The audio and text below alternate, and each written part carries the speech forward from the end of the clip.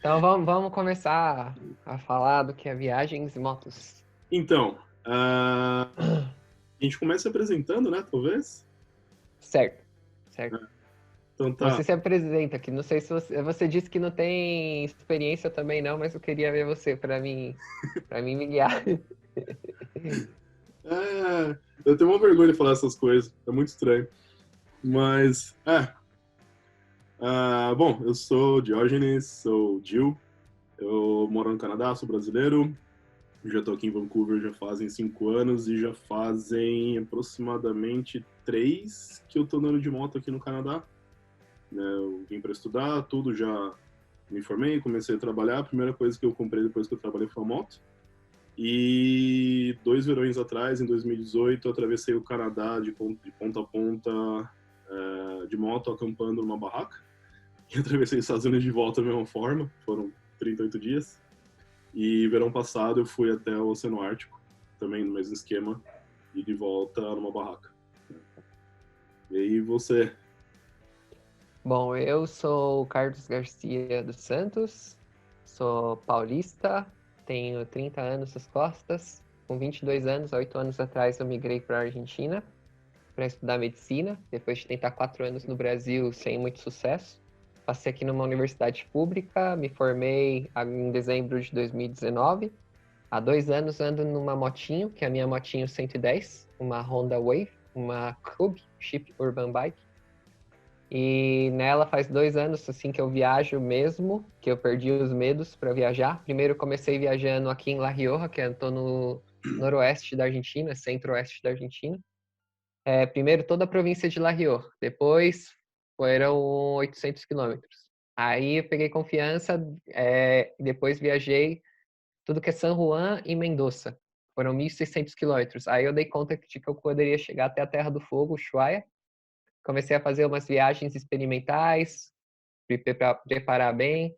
Então fiz Serras de Córdoba, São Luís, de novo San Juan, partes que eu não conheci de San Juan. E ano passado, em dezembro, saí para Ushuaia e tive 74 dias viajando, onde eu fui até a Terra do Fogo, conheci toda a Patagônia, foram 12 mil quilômetros e voltei. Tudo com uma moto de 110 cilindradas. Sensacional. Então, tenho o amigo Diógenes no Canadá, que foi até a Terra do Gelo, e eu aqui na Argentina fui até a Terra do Fogo. Sensacional, foi verdade, né?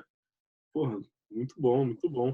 Não, o mais legal disso tudo é que, apesar da gente estar em dois países e realidades de viagem completamente diferente, né? A gente meio que tem a mesma pegada, né? Você também viaja com as suas coisas todas na moto, é você, a motinho, seu equipamento e vai, né? Assim, isso que é bacana pra caramba. E, Mas o mais legal é que eu comprei a moto em 2004, que foi quando você veio. Acho que você veio 1 ou 2 meses depois que comprei a moto. é, Comprei a moto, eu lembro que foi no Mundial do Brasil. E eu até lembro que foi o 7-1 que o Brasil tomou da Alemanha. Eu tava bem triste e você ficava rindo quando o Brasil eu tava na tomava casa goleada. dos amigos, né? E você andava, acho que andava nessas motos clássicas, tudo, e foi a primeira vez que acho que você andou numa custom aqui na Argentina, foi na minha moto, e eu lembro você disse que você tinha gostado, que ela era bem macia. Você andou aqui por La Rioja, as montanhas de La Rioja, é isso que eu gosto, que você tem toda essa experiência e também você já veio até aqui e teve a oportunidade de andar na minha motinha legendária. Não, essa motinha aí, cara, vai entrar pra história. Meu Deus. Foi a primeira vez que realmente eu andei numa moto daquela, que no Brasil eu tinha a Shadow, né? A Honda Shadow 750. E, nossa, mas as voltas que eu dei na sua moto em La Rioja para ir pro Dique e pros lugares ali ao redor foi, puta, muito bom. Motinha confortável pra caramba, super tranquila de dirigir, assim, foi bacana, foi uma experiência muito boa, assim. E gostei. Esse lugar aí também é lindo, né? Tipo, La Rioja é um lugar surreal, assim, de pilotar, né? Noroeste argentino é muito recomendável para viajar. É, Assim como eu vejo também aí o Canadá, todas essas árvores coníferas, que é diferente da realidade de um brasileiro, sempre que fico encantado, né, do que é, vai indo para o norte, tudo, até chegar no território das tundras. Por isso que sempre me chamou também a atenção ir para a Patagônia, rodar por lugares diferentes ao nosso. então, é mais ou menos a ideia que eu tenho aqui também. O legal daqui, né, da Colômbia Britânica aqui, é que você tem essa parte mais de montanha, que é perto da costa, que é onde eu moro, né, em Vancouver, Mas conforme você vai indo, por exemplo, para leste, ele é um vale que é completamente diferente, né? O Vale do Okanagan, que tem um lago gigante no meio do vale e que é uma paisagem muito mais serrana, é uma paisagem muito mais, assim, são os dois extremos. No inverno é muito frio, tem vários resorts de neve, snowboard, as coisas assim lá, e no verão é extremamente quente. Se você vai para o norte do vale, né, não é nem tanto, já está fora do vale, mas você vai um pouco mais para o norte, você tem uma parte que é uma região quase desértica, que é uma região de Kamloops. Então, dentro da própria província, você tem vários tipos de natureza diferente, assim. Então, que nem nessa viagem que eu vou fazer no sábado, a gente vai para esse vale, então a gente vai pegar toda essa parte serrana, depois vai subir para o deserto em Kamloops e voltar para Vancouver pelas montanhas. Então, em um dia a gente vai Uau, conseguir pegar todo tipo de terreno para dar uma volta de moto, né? que bom, que maravilhoso. Nossa. É muito Tá, foda. tá até batendo uma invejinha, Sam. Né? Você tá do lado, você foi pra Patagônia, cara, isso é sensacional. É, tem uma dúvida. A sua moto atual qual é? Você disse que tinha uma Honda Shadow no Brasil, que você É, teve. eu ainda E tenho a, no Brasil, ela tá aí ainda, lá, né? E aí aqui a primeira moto que eu comprei foi uma Suzuki Boulevard 800, 2006, e foi a moto com quem eu atravessei o Canadá. essa é uma moto estilo clássico. Custam. O estradeira, né, que eles chamam, tipo uma Harley da vida, assim, Que tem tipo seca-sovaco, tudo. Não, ela era mais baixinha, assim. O Seca-sovaco eu tenho na do Brasil. Ah, Nessa daí eu tenho no Brasil. Mas aqui eu não quis modificar muito a moto porque eu já sabia que eu não ia ficar com ela. Eu usei ela só para ter uma moto. Era uma moto que eu sempre quis pilotar. E aí eu sabia que para cá eu precisava de uma moto um pouquinho mais parruda, né? Tanto é que depois eu vendi e agora eu comprei. Agora não, faz um ano já. Inclusive faz um ano hoje. Pode crer, hoje tá fazendo um ano que eu comprei uma BMW GS 1100, que é uma moto adventure, né? Aquelas motos mais traio? assim, mas ela é antiga, né? Ela é de 1999. Então ela não tem nada daqueles computadores super tecnológicos da BMW, né? Ela é uma Ela moto. é carburada? Ela não, injeção eletrônica. Ah, 99, injeção eletrônica, ó. Já É, é. é meio esquisita, ela é meio assim, ela é injeção eletrônica, mas ela ainda tem um afogadorzinho ali para na hora que você faz a ligação da moto ali no frio para poder dar um pouco mais de gás no combustível, né? Hum. É meio que um meio termo assim da injeção com carburado. E você teve uma experiência de pilotar, aunque for um pouquinho tempo aqui, uma Chip Urban Bike, que é uma da cidade. Você teve uma estradeira, duas estradeiras, que foi a Suzuki e a Honda Shadow, e tem uma Trail. Qual o tipo de moto que você mais gostou, ou sentiu a mais à vontade? Olha, a, a Shadow, porque eu customizei ela do meu jeito. Então a Shadow ainda para mim é a minha moto mais confortável de pilotar porque ela tá com o guidão na minha altura, modifiquei a altura da moto em si, tem um monte de coisa ali que eu coloquei do meu jeito, pedal e tudo mais, então ela foi meio que no decorrer do tempo que eu tive ela, que eu tenho ela, eu fui modificando para ficar mais confortável, né? Mas em termos eu diria de mobilidade de moto, eu diria que a BMW ela é indiscutivelmente melhor de todas, porque ela aguenta qualquer coisa, assim, qualquer porrada que você aguenta na moto, que você passa pela moto, ela aguenta, né? Então, eu diria que em termos de conforto foi a Suzuki, foi a Honda, e em termos de confiança de pilotar em qualquer lugar é a BMW, sem dúvida. É muito mais confiável. A BMW sua, ela é pesadona? Ou ela é pesada? Ela é pesada, sim, em termos de peso, ela é mais ou menos o mesmo peso de uma estradeira, ela tem 350 quilos, né? Meu Deus! Esse que é o problema. O problema dela é que ela é alta, que as estradeiras, como elas são mais baixas, então eu, pelo menos, eu sentia muito menos o peso da moto do que o que eu sinto na BM. Então, toda vez que ela tá no pezinho lateral, que eu monto nela, que eu puxo ela para ficar reta, nossa, se tá numa descida ou coisa parecida, eu tenho que fazer uma baita de uma força para trazer ela reta para conseguir sair. Então, E isso que eu tirei um monte de coisa, né? Eu deixei ela pelada, eu tirei toda a carenagem, todas as coisas e tal, o básico do básico só na moto. Outra dúvida que eu tenho, que eu nunca pilotei esses tipos de moto, eu sempre tenho essas dúvidas. O fato de você pilotar uma moto baixa e uma moto alta, em lugares que tem muita ventania, faz uma diferença muito grande? O fato de você ter uma alta, você sente que você balança mais, e uma baixa, você sente mais estabilidade? Faz. E acho que varia um pouco do vento que você pega também, assim, da direção do vento.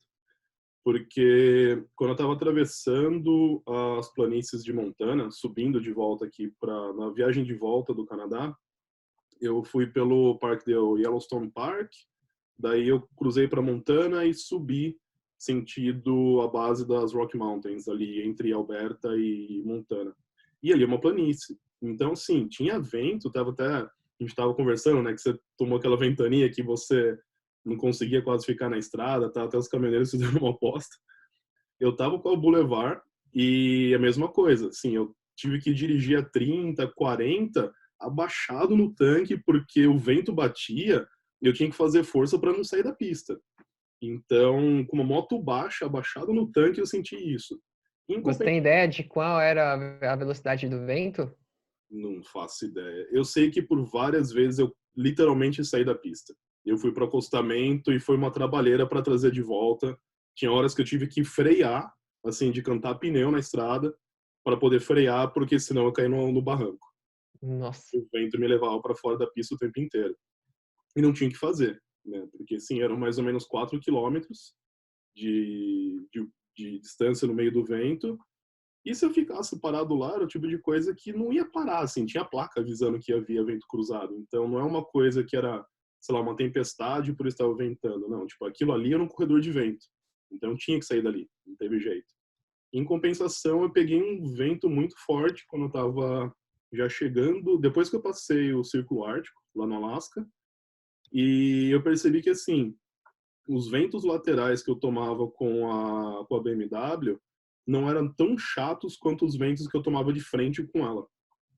Então, não sei porquê, eu me sentia assim, a pressão do vento no meu peito era muito maior do que o controle que eu perdia da moto quando eu sentia que o vento vinha de lado. Então, não sei se é por conta da altura da moto, assim, o que influencia isso, né? E você não gosta de para-brisas? Ou a moto tinha um para-brisa pequeno? Não gosto. Eu tirei tudo. Porque ela veio com todo o para-brisa, com vidro, com um monte de plástico, né, de carenagem nela. E a primeira vez que eu pilotei, eu me senti meio que entediado, para falar a verdade. Porque você não sente nada. Assim, não parece que você está pilotando, parece que você está num carro. Sabe, você não sente vento, é sério. Você não sente o vento, você não sente a estrada. A moto é, de uma certa forma, silenciosa, né? Então você não tem aquele barulho do escapamento atrás de você. E aí eu fiquei, tipo, eu gosto de sentir um ventão na frente, assim, eu gosto de ter aquela coisa, assim, de sentir a estrada, né?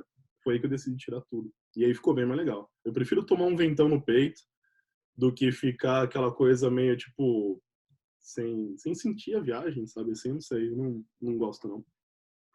Eu vejo que no Canadá e nos Estados Unidos os caminhões gostam de correr, tipo 110, 120, 130. E eu não sei, nas estradas você sente que te afeta as turbulências, já que você não tem para-brisas, quando o vento está cruzado e bate o caminhão e vem de frente, vum, que causa aquela turbulência que você está. Várias vezes, várias vezes. Comum essa sensação, mesmo que você ande com motos grandes, assim, faz tremer tudo? Mas, tanto é que toda vez que eu vejo que eu vou cruzar caminhão, eu já jogo a minha moto para a parte mais longe do caminhão, né, para a parte mais fora da faixa possível, e eu já viro o corpo. Eu já boto Uhum. para proteger um pouquinho, viro um pouco a cabeça, porque eu sei que vai vir aquele ventão na frente. Né, isso é direto. E assim, uns caminhões gigantes, né? Um caminhão que, assim, é aqueles caminhões que você vê em filme mesmo, sabe? Assim, aquela coisa muito descomunal. E os caras vão a 110, 120, não estão nem aí, né? E aí você toma uma pancada de vento que, se não ficar esperto ali, você sai da estrada facinho. Coisas que eu pensava que só tinha em motos pequenas, e eu pensava, não, uma moto grande, acho que isso não vai mais ter. Mas não. Imagina, minha moto pesa 105 quilos. Nossa! Qualquer coisa, ela é super, super leve. Tá, sofro bastante com os caminhões, mas o que eu percebo é que quando eu ando com o para-brisas treme muito e eu não sinto tanto impacto. Uhum. A diferença é brutal quando você está com o para-brisas ou não. Eu tenho um canal do YouTube e eu consegui gravar isso, que o para-brisa se treme todo e a moto muito pouco. E quando você não tem, você recebe tudo aquilo, parece que você vai sair voando com o golpe que você recebe no peito. E fala um pouquinho como que você decidiu fazer esses rolês todo por conta, porque assim, uma coisa que eu vejo muito, até que os meus amigos, o pessoal que eu conheço de moto mesmo fala muito, é que todos eles acham meio que insano essa coisa de viajar sozinho, de moto, acampando, é um negócio loucura, porque muitos deles não se sentem seguros, né? Que convenhamos que não é uma das sensações mais seguras do mundo você parar no meio do nada e acampar em lugar nenhum, né? Mas não é todo mundo que faz isso, né? E o que veio na, assim, por que você optou por viajar dessa forma ao invés de ficar em hotel ou fazer umas coisas mais que a galera considera, entre aspas, normal? Primeiro pela necessidade, que eu não tenho tanto dinheiro que eu gostaria, senão eu ficaria em hotel, essas coisas tudo. Mas só que você tem que fazer escolhas na sua viagem, né? Se você não tem tantos recursos e você quer alargar o máximo que você pode a viagem, e você quando você põe para anotar no papel quais são os gastos de uma viagem, você vai se dar conta que o que você mais vai gastar é transporte e acomodação. São as duas espinhas que vão mais pegar, né, junto com a comida, que são os básicos, que vai, se você pode eliminar um desses, se você pode eliminar a acomodação, você pode alargar mais dias de viagem. Então, por isso que eu opto por acampar. E outra, esse é o motivo primordial. E depois vem os motivos que você tem contato com natureza, o que você busca na sua viagem. Por exemplo, a viagem da Patagônia que eu fiz, o objetivo meu era natureza, ou seja, visitar parques nacionais, estar em lugares que tenham muita natureza e não tanto um turismo focado em museus ou em cidades. O meu objetivo era a natureza. Então, cada viagem tem também, eu imagino que tem um certo objetivo que as pessoas buscam. E eu era como toda qualquer pessoa comum e corrente. Eu tinha também os meus medos, preconceitos, e são coisas que você tem que ir trabalhando e tem que ir desbloqueando. Ou seja, antes de viajar em moto, esses 2 anos, eu viajava muito de mochileiro. E como eu gosto muito de lugares onde tem natureza, sempre quando você está com mochila, você depende de caronas ou ônibus. E era longe, ou se você quer acampar, o camping sempre você vai ver, querendo ou não, que o camping é mais longe, ou seja, está na ponta da cidade ou no meio da floresta, e você ir andando com uma mochila enorme, cargueira, não compensa muito. Então a moto acabou sendo a saída mais barata. E aliado a isso, a moto ela te dá sensações de liberdade, você interatua com o ambiente. Então foi uma coisa meio que eu caí sem querer e que eu descobri que eu gostei muito. Uhum. Foi aí que eu fui parar nesse mundo moteiro. E, bom, ando na 110 porque sou estudante, não tenho recursos. Até dezembro, até novembro do ano passado, eu era parasita da minha mãe economicamente. Ela me mandava dinheiro. E com isso, né, eu pegava o dinheiro, ia manejando ele e separava um tanto para eu viajar. E assim estive 2 anos viajando para ir até a Patagônia. E o que eu faço com pouco dinheiro, assim, é umas coisas de proeza, né? Imagina você viajar quase 3 meses, 12 mil quilômetros e gastar só $800. Nossa. Para uma realidade, assim, do Canadá e Estados Unidos, acho que $800 vai brincando uma semana de viagem, ou porque eu vejo também que tem viajantes que gastavam aí $100 por dia. Depois eu vi que tinha o Alfredo, que foi um diário de mochileiro numa bis, a meta dele nos Estados Unidos e Canadá era gastar $20 por dia. Ok. Bastante. A minha meta, acho que eu gastava $7 por dia na minha viagem, o que é razoável. É. Então, você tem que ver bem isso. E o fato de ser uma moto pequena, você não tem potência nem velocidade. O meu cruzeiro era 70, Uhum. mas no sul da Patagônia o cruzeiro era 60. Mas aliado a isso, você fazia 35 quilômetros por litro, quando o vento era favorável, 40 quilômetros por litro. Isso trazia uma grande economia. Então é isso, né? A necessidade foi fazendo a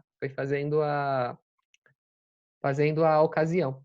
Uhum. E fora isso, também, como eu fui para climas muito frios, tive toda uma preparação. Então, onde eu não gastei dinheiro na viagem, eu gastei na preparação, numa bolsa de dormir boa, em roupas de dormir ou roupas que suportem o frio bem.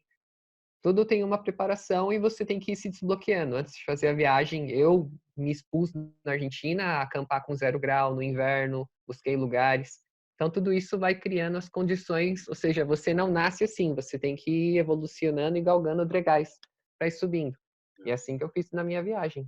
E se você que está vendo isso se interessa, você tem que dar a cara, a tapa e provar, para ver se é sua praia ou não. É muito isso de ver se é praia ou não também, né? Porque eu tenho a mesma ideia também. Eu comecei porque não tinha dinheiro, por exemplo. Eu sempre fui meio bicho do mato de fazer trilha, acampar, fazer essas coisas assim.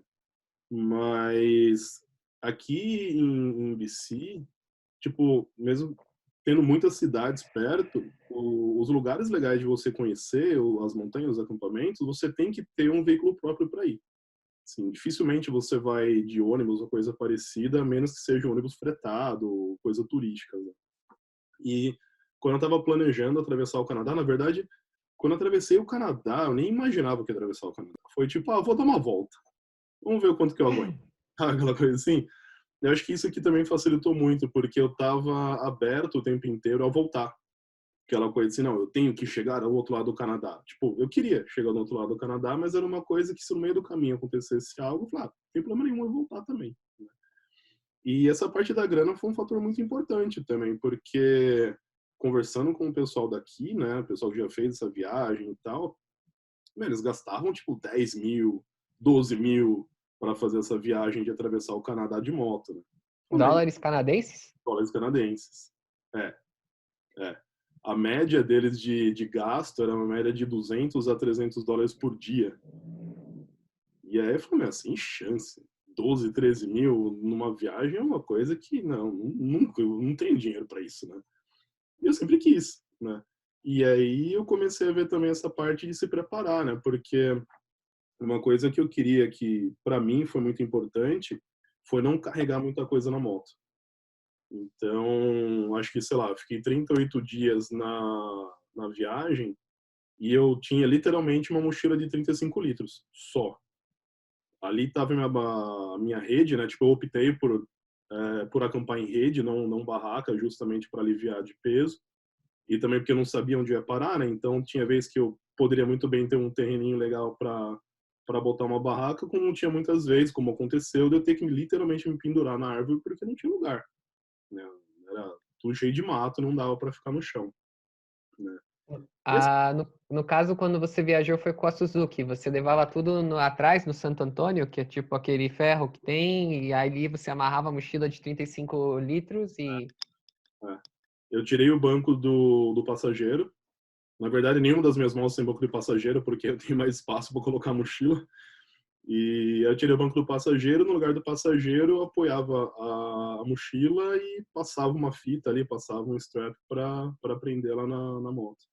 Ah, então não tinha Santo Antônio, que é tipo aquele ferro, não sei se Ah, chama não, também. não, não. Não, não tinha. Ah, Não tinha. Deveria ter caramba. tido, porque eu, eu danifiquei muito, na verdade, o paralama da moto por carregar a mochila daquele jeito, né? Então tinha muito. Eu tive que repintar depois da moto quando eu voltei, porque tinha um monte de raspado, um monte de coisa assim. Então, a BMW tá igual, a BMW tá cheia das raspadas ali atrás também de mochila, de coisa que eu levei, principalmente pro Alasca, que, meu, já pintei o tanque de novo, agora eu vou começar a pintar a parte de trás da moto para dar uma... Isso, isso são histórias e experiências vividas. Moto que não tem quilometragem nem arranhão é moto que não teve emoção. Mas é isso mesmo. E esse lance do dinheiro é um negócio muito importante, cara, porque muita gente acha que não pode viajar, ou que não dá para viajar porque não tem dinheiro, ou não tem isso, não tem aquilo, mas a galera vai ficar impressionada quando eles verem que dá para você ir para muitos lugares com muita ou pouca grana. Só que Com, com todos os dias de viagem que você fez, você tem ideia de quanto você gastou ou quanto gastava por dia? foram um total 2.500 por 38 dias de viagem. É muito barato, viu? E os seus amigos gastavam 5 vezes mais, 6 vezes mais. Mas assim, eu me propus a isso, né? Então, tipo, minha viagem foi sem luxo nenhum. O dinheiro que eu tinha era dinheiro para colocar combustível. Assim, a minha meta era, tipo, se eu tiver combustível para ir para voltar, o resto eu me viro, né? Então, assim, a boa parte dessa grana, eu tenho aqui uma planilha, mas acho que foi mais ou menos uns $800, 800, $900 só em combustível. E você tinha com controle, por exemplo, não posso passar desse limite. Tipo, tenho $4.000, não posso gastar mais que isso. Ou você tinha, era livre, por exemplo, eu tenho, não sei, 10.000, mas eu gostaria de gastar 5.000. Não, não, eu tinha um limite. Eu tinha um limite, tanto é que foi uma parte muito estressante da minha viagem, foi o limite da grana, porque eu sabia que eu precisava de 300 para voltar para casa. Então, não importa o que acontecesse, eu tinha que ter 300 para poder voltar para casa, senão não voltava.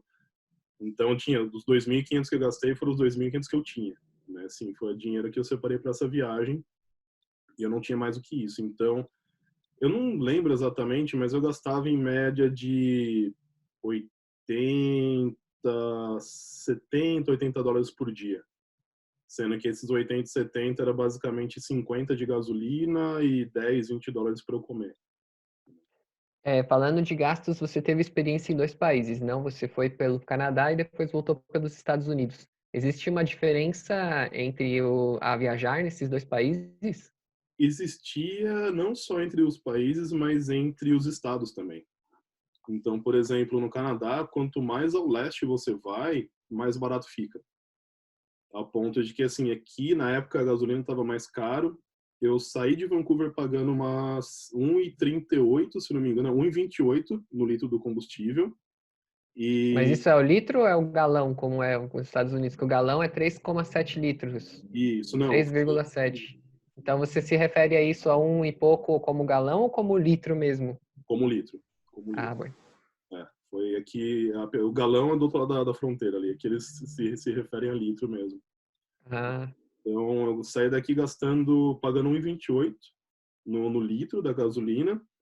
Quando eu estava em New Brunswick, que é do outro lado, quase chegando no Atlântico já, eu cheguei a pagar 92 centavos no litro, né?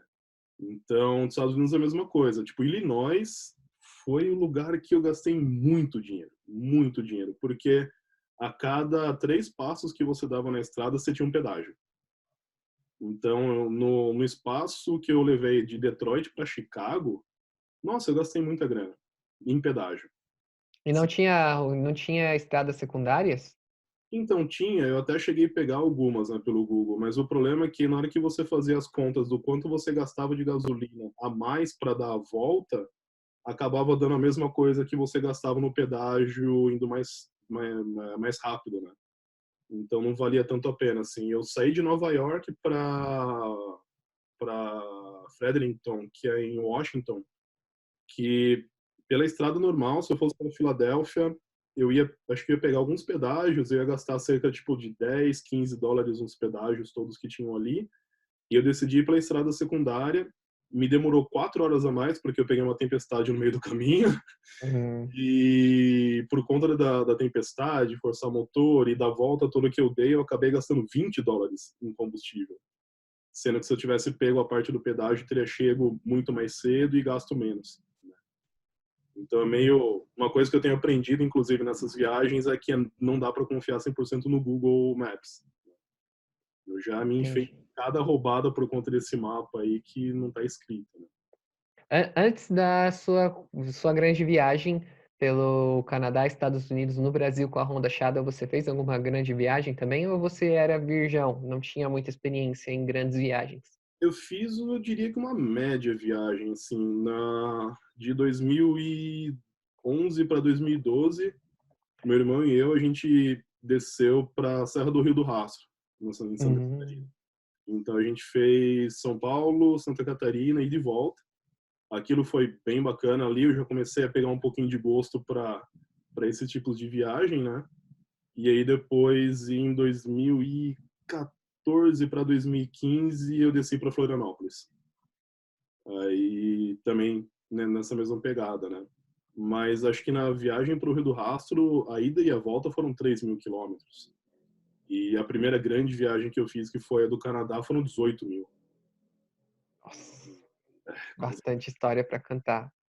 Bom, o que eu tenho para contar de gastos é que eu senti que o Chile é um país muito mais caro comparado com a Argentina. Olha, O Chile é o país que é o país da propina, como eles dizem. Tudo que você tem que fazer lá, você tem que pagar. olha. Se você quer fazer xixi, você tem que pagar. Se você quer estacionar, você tem que pagar. Se você quer visitar um lugar, uma grande maioria dos lugares, você tem que pagar. Hum, Então, isso encarece muito a viagem. O custo de vida é maior e se você vai entrar em qualquer parque nacional, você tem que pagar. Tipo, o dobro porque eu sou estrangeiro. Então, qualquer coisa por provincial, isso encarece muito a viagem. Então, foi um país que eu sempre ia, me maravilhava com o que tinha de belo, mas logo tratava de voltar para a Argentina. Porque eu sou brasileiro, mas sou residente. Então, uhum. eu tenho algumas vantagens aqui. Não sei se você gosta de vantagens no Canadá, por ser um cidadão e residente no Canadá. Mas aqui na Argentina, eu sinto que é um país mais generoso. A gasolina é muito mais barata. Por exemplo, a gasolina aqui sempre é menos de $1 o litro na Argentina, e no Chile deve ser $1,15, $1,20 a gasolina. Então isso faz uma diferença também. Então são dois países que eu sinto que tem diferenças muito grandes. E também tem a diferença geográfica, né? O que é na Patagônia, o lado argentino sempre é seco, é desértico, e o lado chileno é úmido, muito verde, exceto lá no sul, né? Que você cruza, quando você vai cruzar para o Ushuaia na Terra do Fogo, você acaba cruzando a Cordilheira dos Andes, então seria o lado de lá, então é bem úmido aquele pedacinho da Argentina. Mas dali para cima, tudo que é o Estreito de Magalhães é um grande deserto, né? Nossa, eu não Por isso fazia. que as duas coisas que eu comparo em comparação. Você em comparação com Estados Unidos e Canadá, existe um que é mais caro que o outro, porque você disse que acaba sendo por estados, mas se a gente vai avaliar como países, tem um país que é mais caro que outro? Eu diria, tirando a parte norte, né, assim, se você não for pro Yukon ou Alasca, que são os nortes do Canadá e Estados Unidos, se você ficar na linha da fronteira, os Estados Unidos é mais barato. Os Estados Unidos é definitivamente mais barato, assim, gasolina é mais barato, eu não sei quanto que tá o galão lá agora, mas a gasolina é mais barato, comida é infinitamente mais barata e muito mais acessível, porque nos Estados Unidos a impressão que eu tive é que em todo lugar você tinha lugar para comer, nem que fosse um fast food, nem que fosse um Taco Bell, um KFC, um McDonald's, sempre tinha alguma coisa ali. E no Canadá eu meio que tinha que ter uma estratégia de quantas vezes ou aonde eu ia parar para saber que ia ter comida ou não. E os Estados Unidos é muito mais barato, e eu acho que a estrada americana das que eu peguei, pelo menos, são muito infinitamente melhores do que as canadenses. Tipo, foi nítido, assim, quando eu tava no Yukon, quando eu cruzei do Yukon pro Alasca, na cara deu para sacar que eu já não tava mais no Canadá, porque eu saí de uma estrada de pedregulho e ela virou uma estrada pavimentada. A mesma estrada. Foi literalmente, eu cruzei a fronteira, foi estrada pavimentada, no caminho de volta pro Yukon foi estrada de pedregulho. Então, dessa maneira, pelo menos das partes que eu rodei assim nos Estados Unidos, teve muito mais estrutura e muito mais barato do que aqui no Canadá. Assim. Mas você não sente que é meio que o Canadá não se importa muito porque é uma estrada que vai para o Alasca e outras estradas do Canadá são melhores? Por exemplo, mas essa estrada vai lá para o Alasca, como não faz parte do território canadense, a gente faz o básico assim para os americanos rodarem, mas estradas canadenses a gente tem um maior cuidado para lugares que são do interesse do Canadá, Mas acho que ou não, cara, não? porque eu tive uma experiência muito parecida quando eu estava chegando em Toronto. Eu fiquei em Kenora, que é uma cidade no norte dos Grandes Lagos. É a primeira cidade, aliás, é uma cidade antes dos Grandes Lagos, a primeira cidade é Thunder Bay. Então eu fiquei em Kenora, e eu fui de Kenora, a ideia seria ir de Kenora direto para Toronto, que são aproximadamente uns 1.600 quilômetros, né? Então eu queria rodar tudo no mesmo dia, mas eu não consegui. Mas depois que eu passei de Sioux Falls, se não me engano, que é já no meio dos lagos, de Sioux Falls para Toronto, que eram aproximadamente 400 quilômetros, parecia que eu tinha me enfiado numa terra de ninguém, cara. O pavimento acabou e é isso aí, é cada um por si. Você não tem linha, você não tem faixa, você não tem nada. Você tem um valo de terra que é onde passa caminhão, que é onde passa moto, onde passava cavalo, e é, teoricamente, a estrada principal do Canadá, que é a número 1, né, que é a estrada que liga de ponta a ponta. E eu passei por várias estradas que eram estradas principais entre grandes cidades, que era assim. Então, não sei, é que o pessoal fala muito aqui, principalmente lá pro lado leste, é que o Canadá ele tem duas estações do ano. Eles têm o inverno e a época de construção. Então, o verão deles é construindo e reformando estrada, rua, casa, essas coisas assim, porque no inverno você não consegue fazer isso, né? O inverno arrebenta com as estradas? Ah, sim, judia pra caramba as estradas e eles, por conta da neve, eles não conseguem reparar, né? Tipo, eles não Entendi. conseguem, tipo, repavimentar durante o inverno, pelo menos não que eu saiba, né? Pelo menos que o pessoal me contou. Né? Outra coisa, falando sobre a sociedade, você sente que tem diferenças muito marcantes, porque o Canadá é um país muito grande. Você sente que tem diferença no trato do pessoal do leste com o pessoal do oeste? São mais frios ou são mais sociáveis? São mais calientes ou mais distantes? Né, eles são bem mais amigáveis do lado de lá. Uhum. É incrível, assim. Eu tive situações que, inclusive, a gente pode até, depois, uma próxima vez, falar sobre essas experiências de estrada, né? Que a gente acaba tendo no meio do caminho. Que, para mim, foi meio surpreendente ver o quão amigável e generoso o pessoal é do lado de lá. Tipo, tinha vezes, assim, quando eu tava em Winnipeg, por exemplo, que eu tinha parado lá, parei num bar ali para tomar alguma coisa e comer, né? Eu tinha acabado de voltar da estrada. Eu tava coberto de mosquito de cima a baixo, porque tava meio que final de tarde. E aí um tiozinho ali do lado, tá? A gente meio que começou a trocar ideia, pediu umas indicações ali do que beber e tal. E aí ele virou e falou: olha, desculpa, eu não tenho interesse nenhum em você, mas eu tô vendo que você tá vindo de viagem, você me contou a sua história, tudo. Se você quiser, eu tenho uma casa num lago aqui perto, eu moro com a minha esposa, minha família, mas se você quiser, você pode passar a noite lá com a gente, você toma o seu banho e tal, fica tranquilinho e amanhã você segue a estrada. O cara nunca tinha me visto. Isso, tipo, eu conheci ele em 5 minutos na mesa do bar, ali no balcão do bar, sabe assim? E é uma coisa que nunca aconteceu comigo aqui em Vancouver, por exemplo. Então, eu sinto bastante que a galera do lado leste, né, quanto mais ao leste você vai, mais amigável o pessoal é, assim, mais receptivo eu acho que o pessoal é. E Assim, você só acha que tem explicação cultural em alguma coisa? Porque, não sei, falam francês? Ou tem, não sei, em alguma influência de alguma coisa? eu não faço ideia. Eu não sei se é porque aqui em BC, especificamente em Vancouver, tem muito imigrante de todo lugar do mundo, e eu acho que a galera meio que perde a identidade local. Sabe assim, aquela coisa assim do cara se sentir local, coisa assim. Eu não sei, eu tô chutando, posso estar falando uma besteira É muito o grande. seu ponto de vista, tá claro, tá aclarado. Tipo, porque assim, mais principalmente na meiuca do Canadá, é difícil você ver galera que não seja canadense. Você encontra muito mais canadenses no meio do Canadá e no lado Atlântico do que eu encontro aqui em BC, por exemplo. Né? Então, não sei se isso ajuda, né? Se isso é um fator que o pessoal, quando vê alguém de fora, eles querem ajudar, eles querem conversar, eles querem. Pelo menos a sensação que eu tive é que eles foram sempre fazendo o possível para me sentir bem, sabe? Assim, aquela coisa, Sim. puta, você é um viajante, você é de fora, então me fala o que você precisa que eu vou te ajudar para você se sentir confortável aqui, sabe? Tem algum grupo de imigrante aí em BC que é mais predominante? Ah, chinês. Exemplo, chinês? Chinês. Aqui em BC, especialmente em Vancouver, tem muito chinês. É chinês, mexicano e brasileiro. Tem muito Legal. também. Tem bastante. Né? Tem muito por aí. Quando eu fui, não vi muita gente, assim, de fora. Na Argentina, não. Não se nota tanto.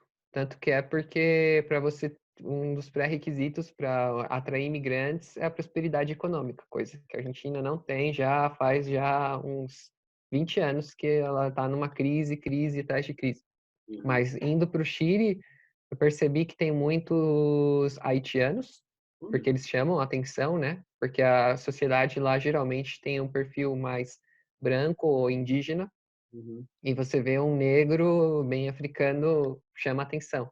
Então, os haitianos, eles, pela cor da pele, chamam muita atenção, sobretudo na Patagônia chilena.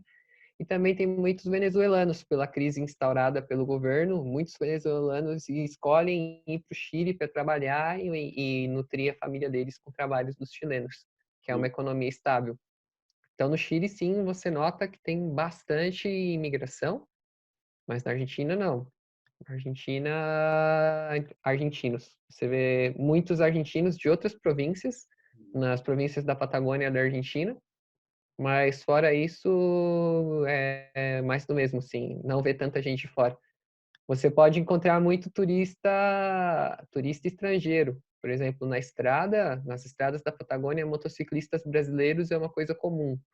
Ou se você está em cidades como El Chaltén ou como El Calafate, que você tem os campos de gelo ali, é comum você cruzar com franceses. Tem muito mochileiro francês. Gente, assim, muita gente de Israel também. Não sei por que eles sentem tanta tara pela Patagônia, mas você encontra muito israelense. Porque lá eu fui falar com muitos israelenses e você, como jovem em Israel, você tem que prestar serviço ao exército. Aos seus 18 anos, tem que estar 3 anos, acredito. Com 21 anos, você já cumpriu com o seu dever com a pátria e você entra para a reserva.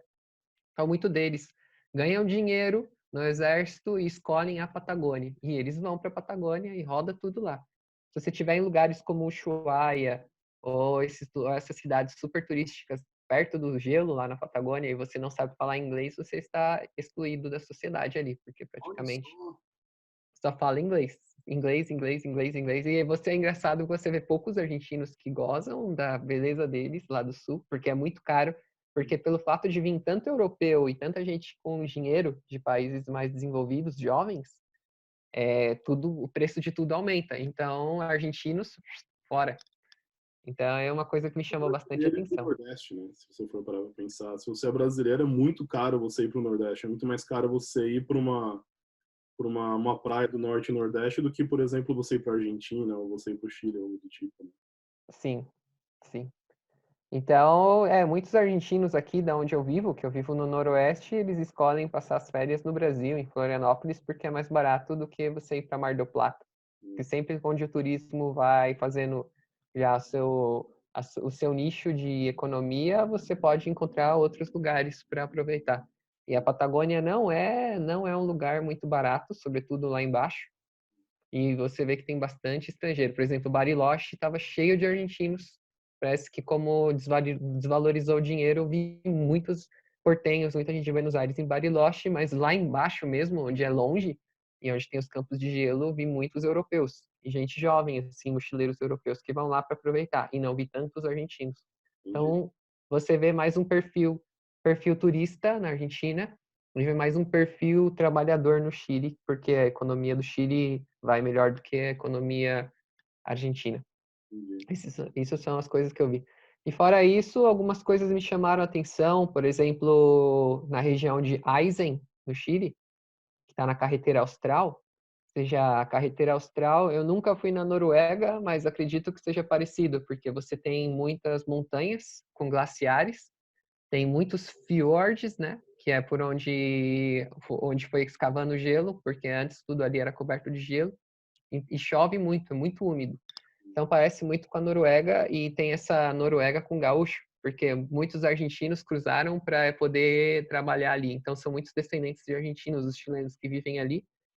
Então me chamou a atenção a geografia do lugar, de você estar em campos verdes, bonitos, com lagos, com fiordes e montanhas geladas, e tipo, esse pessoal tomando mate, escutando música da Argentina, cortando árvore para fazer lenha ou trabalhando a terra.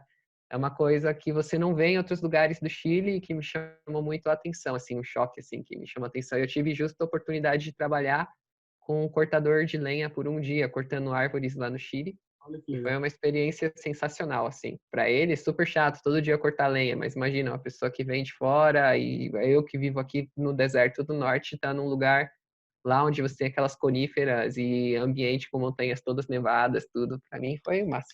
Eu imagino. É legal pra caramba. Esse é o tipo de Então, que só, tipo, viajando mesmo que você acaba tendo experiência, né? Sim, você emerge em outras culturas e vê pontos diferentes do seu. E se você vai em países que são do estrangeiro, né? Você tem você pode ver quais são os defeitos da sua sociedade, virtudes e as virtudes e os defeitos da sociedade que você tá. E eu acredito que isso de alguma forma faz você crescer. Né? Não, sem dúvida. E isso também é muito do tipo de viagem que você faz, né? Porque eu imagino que esse tipo de experiência é completamente diferente da experiência de um cara que vai para Bariloche e fica num resort ali, por exemplo, né? Que fica Com só ali certeza. aquela partinha mais turística na vila ou coisa parecida, né? Quanto mais contato você pode ter com locais, melhor para você conhecer um lugar, né? Não só a natureza, mas se você pode ter contato com a pessoa que vive ali, é melhor. Mas muitas vezes a língua é uma barreira, ou a falta de contatos. Por exemplo, esse cara que eu fui cortar lenha com ele, eu tenho uma amiga que estuda medicina aqui comigo, que é chilena. E ela não estava lá, mas eu fiquei na casa dos pais dela. E ele era o irmão dela. E aí foi o que me abriu a porta para eu ter essa oportunidade. Senão, eu ia passar como eu passei em grande parte da carretera austral, que foram mais de uma semana acampando em rios e seguindo viagem e só desfrutando das belezas. Porque se eu entrasse em qualquer parque, eu teria que pagar. E eu não tinha dinheiro para isso. E a carreteira é grátis. Então eu fui lá para aproveitar a carreteira. Uhum. Então, só de você andar na carreteira, você já está no paraíso. Então, eu andava a carreteira, parava, desfrutava dos lugares. E lá não, em Coyhaique, que é na metade da carreteira austral, eu tive essa família, onde eu estive alguns dias e eu pude aproveitar mais desse fluxo cultural que você sempre aproveita quando você viaja. Né, isso é sensacional. Essa é uma coisa que eu vejo muito aqui também. Que até em relação à galera que viaja, assim, de acampamento e tudo mais, né, eu vejo muita gente acampando de carro aqui, ou mesmo que na galera de moto que eu conheço que vai ficar em hotel. E é legal, você acaba conhecendo, assim, cada um tem seu tipo de viagem, né, tem seu estilo de viagem. Mas eu acho que você acaba não tendo mesmo tanto contato, né, com essa coisa cultural do local, de vivenciar o lugar, tanto quanto se você faz, por exemplo, couchsurfing e fica na casa de alguém, ou você conhece amigo de amigo que mora no lugar, ou você acaba conhecendo alguém no meio do caminho que é local ali. Eu acho que esse é o tipo de coisa que, para mim, pelo menos, vale todo o perrengue da viagem, né? Vale todo esses pequenos momentos que você tem assim, é a hora que você olha para trás e vê todas aquelas coisas que aconteceram para você chegar até ali e você fala, putz, valeu a pena. Né? Com certeza. E foram vários momentos da viagem que eu tive, assim, de conhecer pessoas que eu nunca imaginei, ficar na casa delas e ter muito aprendizado com essas pessoas. Em Rio Gallegos, eu conheci uma família que viajava num 4x4, uma Toyota Hilux antiga, num parque da Patagônia, e eles me convidaram para ficar na casa deles em Rio Gallegos, que é perto ali do Estreito de Magalhães. E lá corre muito vento, mas ventos assim de furacão. E eu fiquei na casa deles durante 4 dias enquanto soprava ventos assim de 70 quilômetros por hora, com rajadas às vezes até de 100. E aprendi muito com eles, estando na casa deles. Ou seja, com a criação dos filhos, tudo. Tipo, fiquei muito encantado. Eles mostrando um álbum de fotos que eles conheceram. Imagina você se casar em Buenos Aires e fazer com um Fordzinho Fiesta uma lua de mel por toda a Patagônia, conhecendo todos os parques nacionais, tudo. E eles iam falando, não, você tem que ir aqui. Aí eu, tipo, eu fiz uma lista com eles dos lugares que eu ia visitar. Tanto é que muitos desses lugares eu não fui, ou pela inclemência do clima, por ter muito vento, ou pelo Covid que veio depois, esse vírus que me impediu de seguir viajando. Eu tive que voltar para casa às pressas quando pegou ali no norte da Patagônia. Uhum. Entendi. Não, isso é. Eu não consigo nem imaginar como que seria viajar com esse lance do vírus acontecendo agora, né? Tipo, eu tenho acompanhado alguns YouTubers, até o próprio Pedro Mota e tal, dessa galera que viaja de moto, e tá todo mundo parado, né? Não tem o que fazer, né? Você não pode nem atravessar os estados, você não pode fazer nada, né? Você não tem. Acho que depende do país. Por exemplo, o Pedro, ele tá preso lá em Buenos Aires e não pode fazer nada porque aqui na Argentina tá em lockdown. Mas, por exemplo, tem o Alfredo, que eu sigo ele ficou preso no Panamá há um bom tempo, ele é brasileiro, e o Itamaraty pagou o voo para ele voltar, ele foi para São Paulo, aí ele falou, nossa, só de chegar no Brasil eu já senti a diferença, porque eu desci em São Paulo, peguei um carro, a gente veio para Santa Catarina direto e não teve nenhum checkpoint na estrada. Ninguém parou a gente. E, tipo, ele pegou, e lá no Brasil, ele ficou no motorhome do padrasto dele durante 15 dias, fazendo essa quarentena, não deu nada. Aí falou, bom, aqui na Santa Catarina reabriu as coisas, então a gente tá dando uma volta. Ele tá rodando lá em Santa Catarina, todos os lugares, as cidades da Serra, tudo. Rio do Rastro, e não sei se foi em Rio do Rastro, mas ele foi em muitos lugares lá, e eu falei, pô, eu queria estar assim, de quarentena também. Né? Então, tem lugares que você pode ter uma certa liberdade. O Uruguai, por exemplo, ele eliminou esse negócio de quarentena lá, você pode, mas aqui na Argentina, tudo preso. Eu também, que tá, todos os parques estão fechados. Eu tô contando os dias para poder voltar a acampar e poder voltar a fazer essas viagens também. Parece que eles vão começar algumas coisas já para esse meio, final de maio, já começar a reabrir, né? Mas eu meio que também já não tava com nenhuma viagem programada para esse ano, né? Eu já tava juntando dinheiro para fazer a viagem do ano que vem. Então, já meio que para mim não foi tanto problema, mas dá um certo desespero, assim, até de uma coisa simples, assim, de visitar um parque, coisa parecida, você não pode, que tá tudo fechado, né? Agora é a hora da gente editar vídeo, aproveitar o tempo para editar vídeo. E me fala, Falando em que você disse que queria acampar, eu quero te fazer uma pergunta. Como que é acampar com o hammock, que é a rede?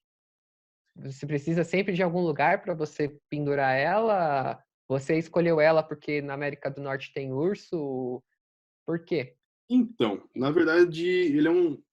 Eu pesquisei muito, assim, eu comprei ela por conta da viagem quando eu atravessei o Canadá, e eu queria uma coisa que fosse leve, né? Assim, é uma coisa, o meu equipamento inteiro, minha mochila, tudo que eu levo para um acampamento ou que eu levo nas viagens, contando com máquina de bater foto, com tudo pesam 12 quilos, exatamente 12 quilos. Então é uma coisa que eu posso facilmente botar nas costas e ir para qualquer lugar, né?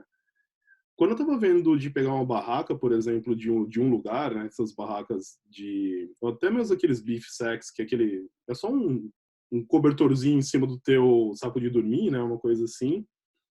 Se eu fosse pegar uma coisa tão leve quanto, é absurdamente caro, é tipo 450, 500, 600 dólares por uma barraca dessa. Não tem essa grana. E aí eu fui vendo a questão da rede, porque é uma coisa leve, e uma coisa que eu fiz, tive que me atentar muito, porque a minha rede que eu tenho, eu posso tanto usá-la como barraca, quanto eu posso usar como rede. Então ela tem como se fosse uma tela de mosquito, né? Ela tem duas hastes em volta da rede, e nessas hastes ela tem uma tela de mosquito, que aí por cima eu só jogo uma lona, e aí eu posso me enfiar debaixo de qualquer lugar ali e usá-la como barraca também. Mas é um estilo de acampamento um pouco diferente, né? Assim, um estilo de acampamento que tava até conversando com um amigo meu sobre isso. É mais um psicológico, eu acho, porque se você for pensar, uma barraca também não te protege tanto. Tipo, você vê um urso, você vê um animal, cara, a barraca é um negócio de nylon ali que, né? Te Mas, protege da intempérie. é, Te protege da intempérie, ou seja, de chuva, é, ou climas hostis, talvez de algum vento. Mas eu fora acho isso, que é uma questão muito mais de você se sentir num abrigo, né? Aquela coisa assim de, putz, você entrar numa barraca, a sensação que eu tenho, pelo menos eu já comprei muito de barraca, era a sensação, estou no meu abrigo, sabe? Aquela coisa assim, aquela minha coisa, casa. é minha Era casa. minha casa. É. E a rede não.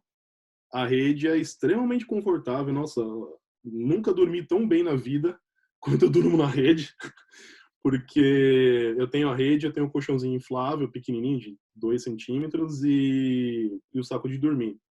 E, nossa, é uma delícia, principalmente depois de você passar o dia inteiro sentado na moto, na estrada, não tem coisa melhor do que você deitar numa rede e ficar balançando na árvore, assim, um negócio sensacional. Mas aí você tem aquela coisa, você tem o preço que você paga, que é o fato de você ter que ter uma logística de acampamento diferente. Então, eu tive que adaptar muita coisa na minha rede para poder pendurar minha mochila para dentro da lona, meu tênis fica pendurado para fora, né? Minha bota eu penduro lá para fora da rede. Então, assim, a minha escolha foi por essa questão de praticidade. Tipo, em 5 minutos eu monto um acampamento. Se eu parar em qualquer lugar, literalmente 5 minutos eu tô pronto para dormir na minha rede ali que eu precisar. E de manhã a mesma coisa, em 15 minutos eu desmonto tudo, tô na moto já pegando estrada, né. Então foi esse o principal ponto. E segundo, por uma questão de uma coisa mais versátil, né, porque teve muitos lugares, principalmente no Alasca ali, até eu chegar no Ártico não, mas até eu chegar em Fairbanks, por exemplo, que o terreno era horrível. Era um terreno cheio de pedregulho, de terra, de espinho, de um monte de coisa que mesmo que eu limpasse ali a terra para poder montar uma barraca não ia ser tão confortável. Ou eu ia perder muito tempo limpando ali a terra para poder parar a barraca. Quando que com a rede eu simplesmente, literalmente, penduro em 2 cantos, acabou. Não tenho preocupação com nada, sabe assim? Mas você não tem dificuldade para encontrar esse lugar para pendurar? Ou em lugares que você anda que não tem árvores, por exemplo, como ali que você disse que tem a base das montanhas, em Dakota, não sei, para Alberta, ou seja, você encontra árvores igual em algum lugar? Ou nunca aconteceu de você dormir numa estação, num posto de gasolina? Assim, não, Também, por não ter onde dormir, aí você dorme no chão mesmo? eu durmo no chão. Ah, Ah, o jeito que eu faço, assim, eu tenho a rede, e aí eu tenho uma lona junto comigo, uma lona grandona, de bem resistente, tipo lona de caminhoneiro mesmo. E eu montei de uma forma, né, até adaptei algumas coisas na barraca para a viagem do ano passado, porque aqui é muito comum os mercados, tipo Walmart ou coisa parecida, eles terem uma parte do estacionamento deles dedicada para a galera que faz acampamento de motorhome. Então, você tem algumas vagas ali no canto do estacionamento deles que você pode acampar, você pode passar a noite, e eles esperam que você faça isso de carro, né? Você simplesmente para o carro lá e dorme. Só que eu aproveito e monto minha hum. barraca. E aí, da forma como eu faço, quando eu preciso dormir nesses lugares, eu deixo a moto no pezinho lateral, e aí do lado do motor, eu estendo a minha rede no chão mesmo, como se fosse uma barraca, um beef sack, né? Uma barraca de um lugar só. E aí o próprio calor do motor já dá um pouco mais de aquecimento para mim. E aí por cima disso, né, cobrindo toda a parte de cima da moto até o chão, eu faço um triângulo mais ou menos assim de cobertura com a lona. E aí a barraca fica lá embaixo, né, a rede fica embaixo dessa lona. E eu durmo no chão. O que não é muito diferente do fato de você estar numa barraca, né? Querendo ou não, você também dorme no chão. A única coisa que aí sim eu fico mais exposto, né? Porque dormindo no Walmart, por exemplo, quem passa consegue me ver dormindo ali, né? Tipo, a lona ela me cobre por cima, ela não cobre as laterais. Então, as pessoas nunca aconteceu, nunca tive problema nenhum, mas as pessoas veem todas as minhas coisas, me veem dormindo lá e tal, né? Eu sei que no Canadá é um país que goza bastante de segurança, né? Que as pessoas geralmente, não sei se é uma cidade grande como Vancouver, mas as pessoas não têm esse hábito de ser oportunista, ver alguma coisa lá dando sopa, deixa eu pegar isso aqui pra mim, vou levar isso aqui pra... É verdade. É bem. Aí já é por um fato de ser um país já de primeiro mundo, não sei se seria considerado primeiro mundo, acredito que sim, já tem as suas vantagens nesse E é uma quesito. coisa também que eu percebo que as pessoas se assustam muito quando você faz esse tipo de coisa. Então, quando você acampa dessa forma, quando eles veem, tipo, um cara chegando numa moto e montando uma lona para dormir debaixo, então acho que é muito mais fácil elas acharem que você vai assaltar elas do que vice-versa, sabe? É o contrário, eu percebo muito isso. O pessoal tem muito receio quando eu tô na moto com as minhas coisas montadinhas, bonitinhas, não. O pessoal vem, conversa, troca ideia e, pô, que legal, estou fazendo isso, fazendo aquilo. Mas eu já percebi que quando eu paro para acampar, ou mesmo quando eu paro, mesmo em parque, ou coisa parecida assim, que eu paro com a moto e começo a montar ali a lona, fazer essas coisas assim, o pessoal fica meio com o pé atrás. O pessoal já fica tipo, mas o que esse cara tá querendo, sabe assim? Então, de uma certa forma, isso acaba colaborando para minha própria segurança. Eu acho que o pessoal já meio que evita de tentar alguma coisa, né? Comigo, o pessoal, ou ele fica espantado, ou fica, tipo, surpreso. Porque quem é o louco que vai viajar com uma moto de 110 cilindradas? Você só vê só BMW, um motão na estrada, e eles... Você veio aqui com essa motinho? Nossa! E é sempre as mesmas perguntas. De onde você vem? Para onde você vai? E teve algum problema? Você, geralmente sempre o pessoal pergunta as más notícias, não as boas notícias. É. Falo, não, não teve nenhum problema, não furou nenhum pneu, nem acidente, nem foi roubado. Eles, nossa! Então é sempre isso. Onde eu chego, eu chamo atenção, eu sou a sensação porque eu estou andando na motinho. Então é mais isso que eu admiro. Aqui desperta a admiração das pessoas. O fato de eu ir com uma moto muito pouco convencional. Uhum. E muito poucos. Cruzei com, acho que toda a minha viagem com 3 caras que andavam em 110. O Caramba. resto era tudo moto de alta gama. Uhum. E geralmente também você vê pelo perfil das pessoas. Eu me formei e viajei, tanto é que na Patagônia eu encontrei com um cara que andava no motorhome, ele olhou para mim e falou: "Sabe quando você vai ter a oportunidade de viajar assim de novo?" Eu falei: "Quando? Quando você cumprir 60 anos, porque você começar a trabalhar e não vai mais poder viajar assim não." Eu falei: "Orra!" Ah, Tá, mas só que isso fez eu pensar e fez eu valorar o momento que eu estava vivendo. Não sei se vai ser assim, mas você tem que valorizar. Geralmente o pessoal tira férias de um mês e faz tudo correndo, viaja tudo que pode para voltar para trabalhar. E no meu caso, como eu tinha a prova de residência que ia ser agora final de abril, então eu tinha 3 meses, dava tranquilamente para viajar no meu tempo. Então isso te dá bastante liberdade para você viajar e conhecer no seu ritmo. Isso é outra coisa também que corre muito. Se você não tem dinheiro, você tem tempo. Se você tem tempo, você não tem dinheiro. E exatamente. aí, Fazer esse balanço dos dois é complicado, né? Para mim, uma coisa que eu descobri, inclusive, nessa viagem pro Alasca, é que se eu tiver uma data para voltar, se eu tiver um determinado número de dias que eu preciso fazer a viagem, isso me estressa muito. Isso é uma coisa que me mantém muito estressado durante a viagem, porque eu ainda não tenho, ainda estou aprendendo a balancear aquela questão de tipo chegar até onde eu quero chegar e curtir o caminho. Eu sempre fico com medo de curtir o caminho e demorar demais para chegar onde eu preciso e depois ter que correr de volta. E é bem o que você falou, às vezes ou você tem dinheiro ou você tem tempo, né? E gerenciar isso é uma coisa para mim que ainda tô aprendendo muito. Porque quando eu fiz a viagem do Canadá, eu não tinha tempo. Flávio, enquanto tiver dinheiro, tinha acabado meu contrato no, na produção que eu estava trabalhando, né? Enquanto tiver dinheiro eu vou, né? O meu prazo final de viagem era a minha conta bancária, né? Quando que nessa parte, quando eu fui e foi tudo tranquilão. Teve, tipo, eu escolhia quantos dias eu queria passar em cada lugar. Tipo, fiquei em Nova York, tá legal aqui, consegui um couchsurf que eu não preciso pagar nada. Então, vou ficar mais uns 2, 3 dias aqui, ao invés de sair correndo como eu tava planejando. Já nessa viagem pro Alasca, não. Eu tinha 14 dias, 16 na verdade, para subir até o Ártico e voltar. Era fazível. Era um negócio que eu já tinha calculado e dava para fazer.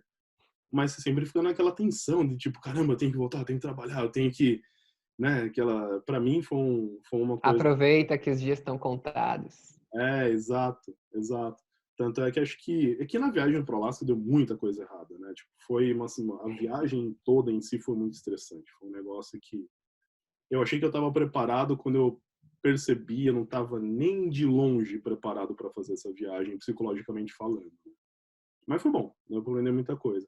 Mas eu lembro desses 16 dias que eu passei na estrada, eu aproveitei 2. Foram os únicos 2 dias que eu consegui parar, descansar e relaxar e curtir o lugar. O resto foi sempre ou fugindo de tempestade, tentando não morrer na estrada, ou chegando na hora que eu tinha que chegar, assim. É um negócio meio estressante. Mas, Onde foram os 2 dias que você teve de descanso nessa viagem? oi? Onde foram esses 2 dias que você conseguiu realmente desfrutar da viagem, como você falou?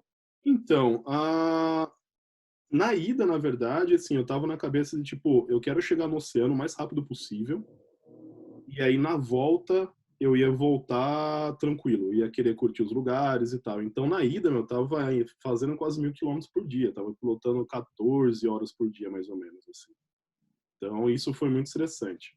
Aí cheguei no Ártico, deu todo o problema de eu chegar lá com hipotermia, as coisas toda a confusão de chegar até lá.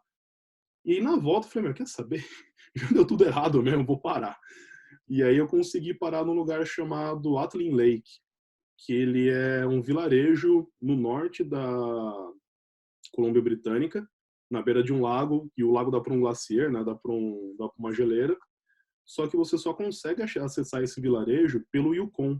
Então você tem que sair da Colômbia Britânica, atravessar pelo Yukon e descer de volta, né? Ele fica entre o Yukon, a Colômbia Britânica e o Alasca.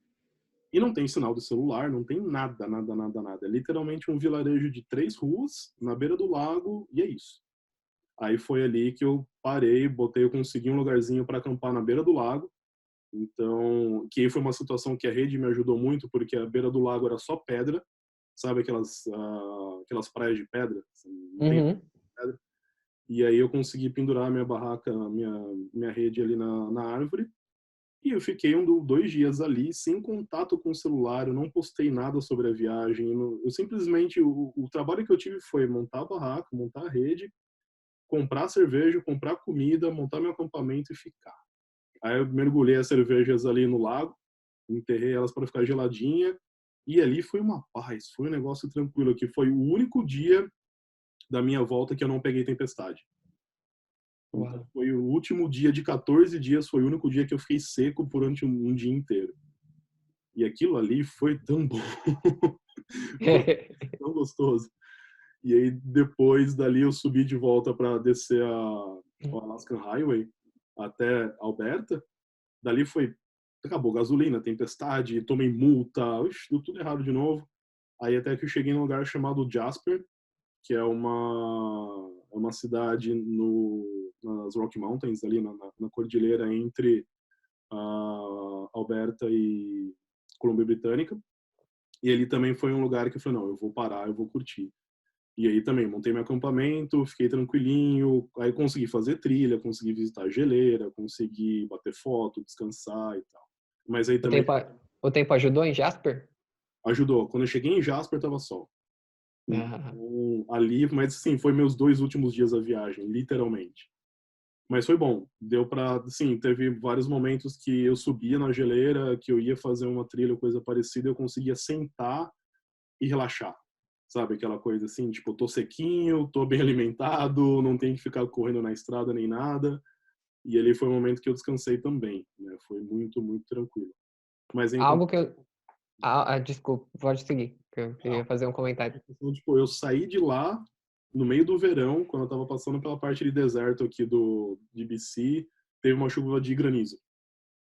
E foi bem os extremos, assim, eu saí da calmaria, do descanso tal, para de repente me enfiar numa chuva de granizo no meio do deserto que veio do nada e machucou pra caramba, fiquei cheio de hematoma depois e tal.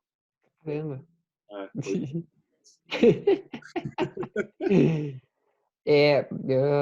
Na minha viagem, eu nunca me senti tão feliz na minha vida, assim, pode até parecer falso, mas nunca me senti tão feliz nessa viagem. E onde eu mais me estressei foi na volta por causa do vírus, porque eu tive que fazer tudo às pressas, tive que dirigir, não conseguia me alimentar, tinha que me acampar escondendo para ninguém achar que eu era o estrangeiro que trazia o vírus de fora, todo mundo me olhava com receio. Então, foram os únicos dias que eu estressei foi o final da viagem, porque eu tive que apressar ela. Mas antes, eu sempre fiz a viagem tranquilamente, no meu tempo, e sempre foi maravilhoso isso. Uma pergunta que eu queria te fazer existe dessas viagens que você fez, todas viagens de moto, algum lugar que seu coração deu aquela palpitada, que você via o lugar e você se sentia encantado, assim, quando você se apaixona, por exemplo, por alguém, que você fica, mas por algum lugar que você vê, assim, que deixa você basbacado? Existe algum lugar assim, ou alguns lugares que te tocaram em você, que te deixaram besta, assim, de maravilhado da beleza do lugar? Tiveram alguns, na verdade. Para mim, o primeiro foi Newfoundland, lá em Terra Nova, que é a ilha do extremo leste do Canadá, que era o meu ponto final da viagem. Ali, aquele lugar é surreal, porque é uma ilha, são 900 quilômetros para você atravessar a ilha de ponta a ponta, e são 16 horas de barco para chegar até lá, né, de balsa. E na ilha você tem tudo, assim, é lindo a ilha, e se você vai pro norte da ilha, você tem relíquias vikings com geleiras no fundo, assim, com icebergs no fundo. Se você vai pro leste, mas pro sul da ilha, você tem uma cidade super bonita, assim, super bem estruturada, que é St. John's, onde na beira da cidade você tem uma pedra gigante que você pode ir lá ver baleias, que as baleias ficam nadando no oceano.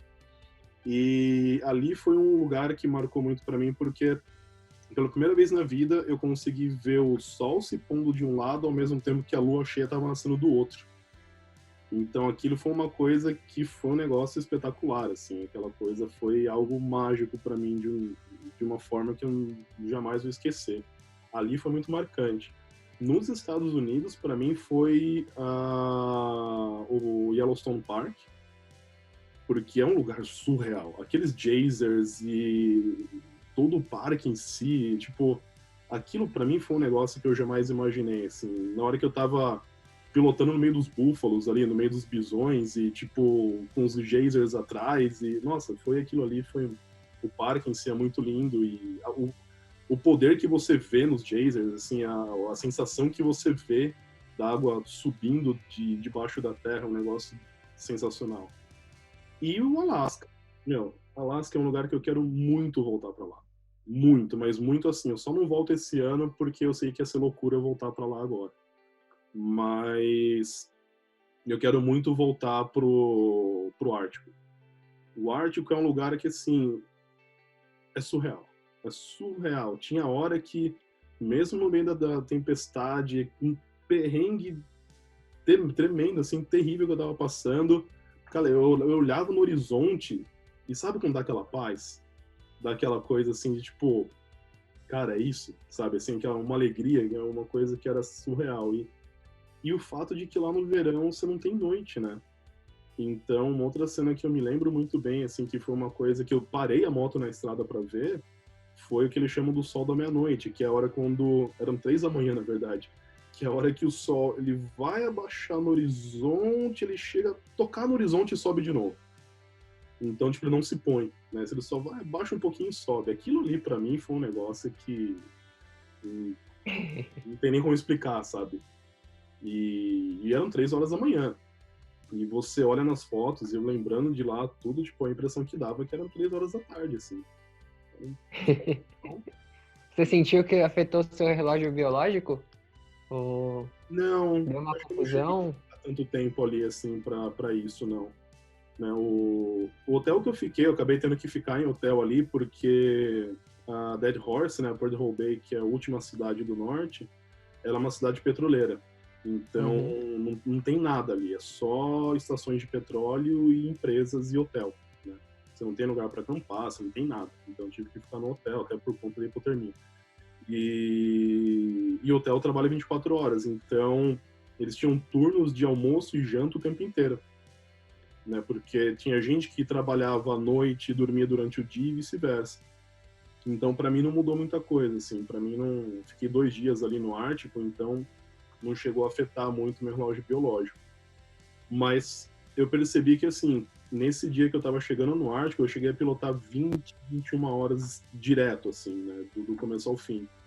Nossa. E eu percebi que o meu corpo estava cansado, eu sentia o meu corpo falhando, eu sentia o meu corpo querendo dormir, mas eu sentia que meu cérebro via que estava de dia e dava esse conflito, não, tem coisa errada, tá de dia, você não pode dormir, continua indo. E eu senti na hora isso. Isso foi uma coisa bem interessante de ver, assim, senti que meu corpo estava fatigado, já estava na hora de dormir, porque eram 3 horas da manhã, mas meu cérebro estava ali, ativo, não, tá de dia, tá sol, continua, continua, continua. E isso foi uma coisa, uma experiência que não tem como esquecer, assim. Foi terrível, foi deu várias vezes ali na tempestade, eu não sei como que eu saí vivo daquela estrada. Mas depois que eu saí vivo, que eu olho para trás e eu olho tudo aquilo, eu falo, caraca, isso é uma coisa que eu marcou muito assim minha viagem. Eu quero muito voltar para o Alasca. O Alasca é um lugar que eu quero muito voltar a explorar com calma.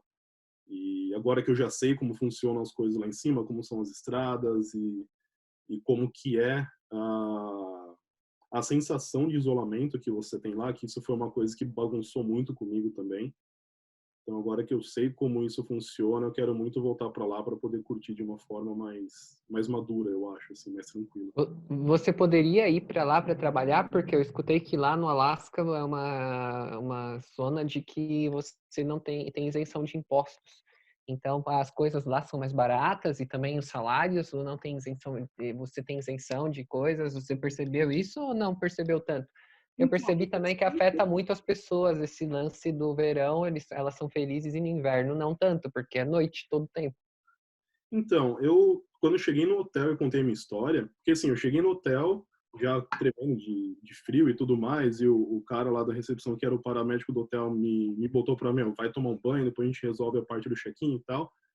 Então, tipo, o pessoal do staff do hotel já sabia das minhas condições, de como eu tava lá, né? Tanto é que, tipo, eles me ofereceram 2 noites pelo preço de uma, justamente para eu me recuperar. Então, quando eu desci, já tinha dormido, tomado meu banho, já estava com a temperatura do corpo já restaurada, eu desci para comer e todo mundo veio ver se eu estava bem. E aí, tem a história, e um dos caras da mesa do lado ali na sala de jantar, ali no restaurante do hotel, ele viu e falou, pô, você passou por tudo isso, tal, você pegou a Dalton Highway, né, que é a estrada que liga lá pra cidade, você pegou no meio da tempestade de moto sozinho? Eu falei, não tinha o que fazer. Ele falou, você já dirigiu caminhão? Já trabalhei de caminhoneiro já. Aí ele falou, você não quer trabalhar pra mim? E ele ofereceu, pô, tá aqui meu cartão, tem o cartão dele até hoje aí. Falou, vem pra cá. O esquema de trabalho aqui você trabalha 1 mês e folga 2 semanas. Então você trabalha 4 semanas inteiras e folga 2 semanas inteiras. Paga absurdamente bem. E pelo que eu tava fazendo as contas ali do que ele falou, tipo, em 6 meses que eu trabalhasse lá no verão, por exemplo, não precisava nem ficar no inverno, trabalhando como caminhoneiro lá por 6 meses, eu ia ganhar cerca de, tipo, US$ 70 mil. Sabe, assim, um bagulho absurdo, né? E isso me coçou. Eu falei, olha, não é uma ideia não. Pegar um verão, vai para Alasca, faz uma grana, volta para cá, né? Ainda mais nessa história de 2 semanas off, né? 2 semanas de folga, né? Mas eu não achei as coisas baratas ali. Eu achei mais caro. E, ironicamente, eu achei até a gasolina, porque, assim, o norte do Alasca, ele é puramente petróleo. Existe o norte do Alasca, a cidade do norte do Alasca, por conta do petróleo, assim, é extrativismo de petróleo no Ártico. E a gasolina é muito cara. Não sei por quê. Não faço ideia por quê, não perguntei. Talvez porque eles tiram o petróleo cru, e aí para você refinar o petróleo, você precisa trazer ele para uma outra zona. E aí para você levar o petróleo refinado, deve ser um valor. Para você tirar ele cru da natureza é outra coisa. É, Que dá. faz sentido, porque é muito caro. Isso eu achei Fairbanks e o Alasca inteiro eu achei muito caro. Na verdade, todo lugar pro norte daqui, mesmo o Yukon, eu achei carinho também. Não tão caro quanto o Alasca, mas o Alasca eu fiquei surpreendido. Eu imaginava que ia ser mais barato. Eu achei que ia ser um pouco mais barato, assim. Mas vale muito a pena. É um lugar que é surreal. É surreal. Da viagem que eu fiz, os lugares que eu senti assim que fizeram meu coração bater tum-tum foi o Parque Nacional Los Alerces, na Argentina, que quando eu cheguei nele estava chovendo, foi até uma chuva que passou pelo país, que deu um monte de inundação aqui no norte e tudo. Eu peguei essa chuva lá no parque, mas choveu e ao mesmo tempo no pico das montanhas nevou tudo. Então era meio doido, você estava assim andando na chuva, no meio da estrada toda lamacenta, e do nada abria uma nuvem assim, você via tudo nevado com sol, e dali 10 minutos voltava a chover de novo. E aí daqui a pouco abria o sol de novo e voltava a chover de novo. E tipo, criou essa mística de neblina com sol, com arco-íris, com neve e tudo, e fez eu parava assim e ficava besta olhando.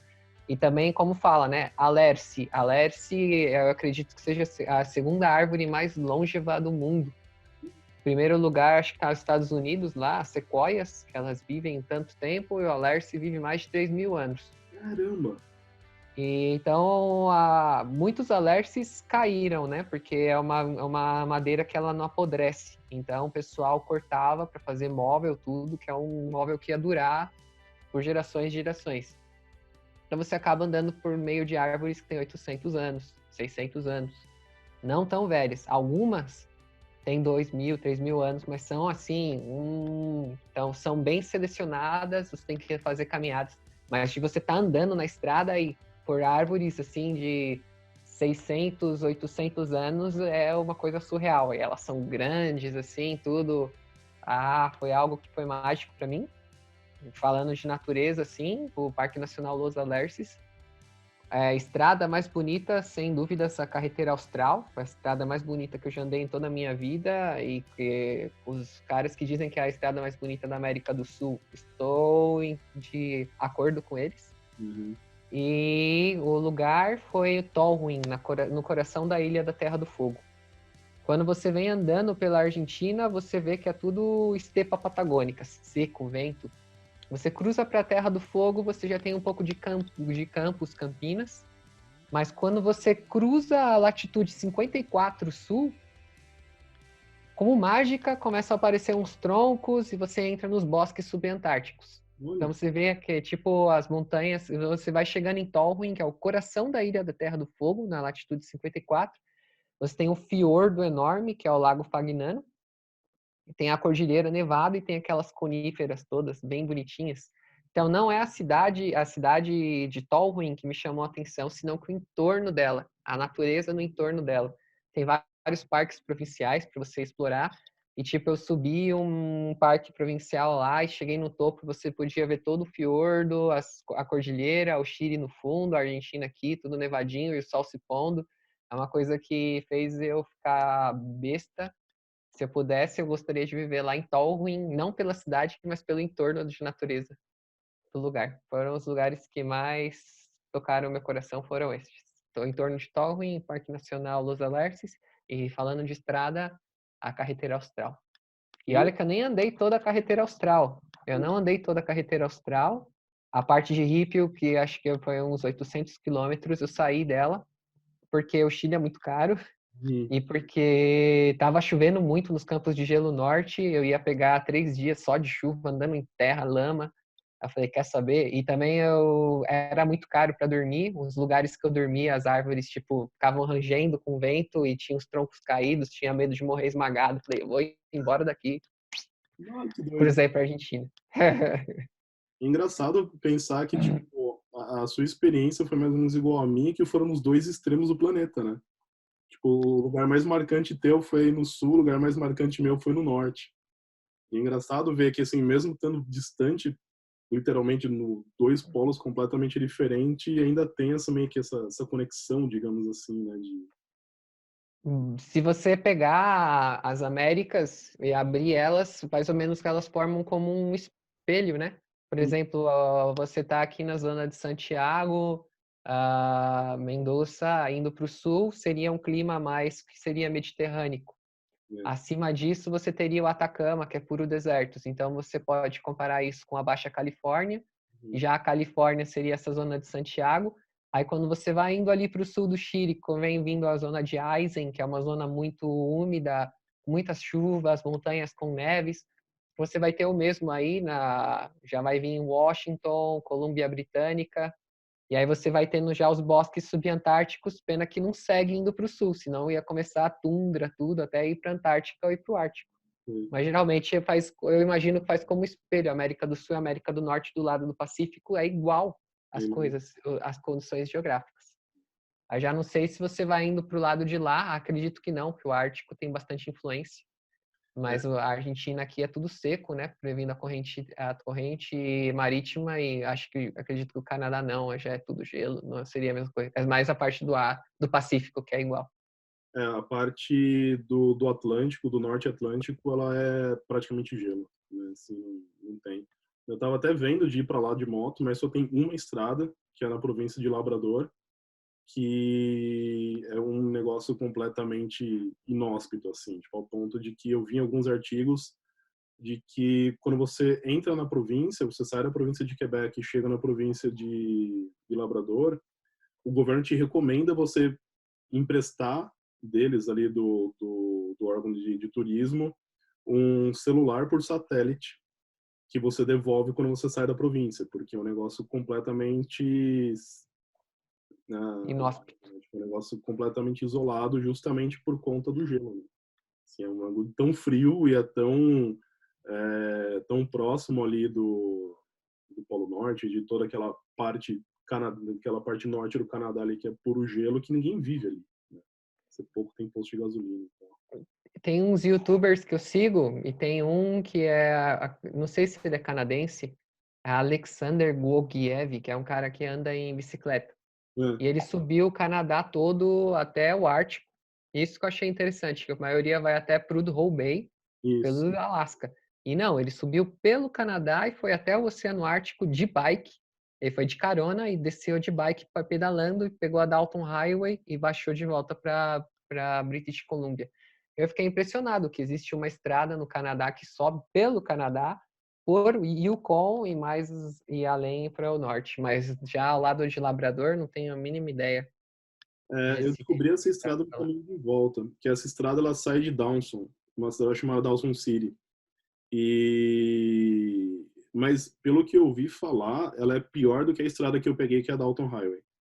Tipo, a Dalton Highway é uma das mais perigosas, digamos assim, por conta do tráfego de caminhão e pelas condições da estrada, né? Também das condições do tempo.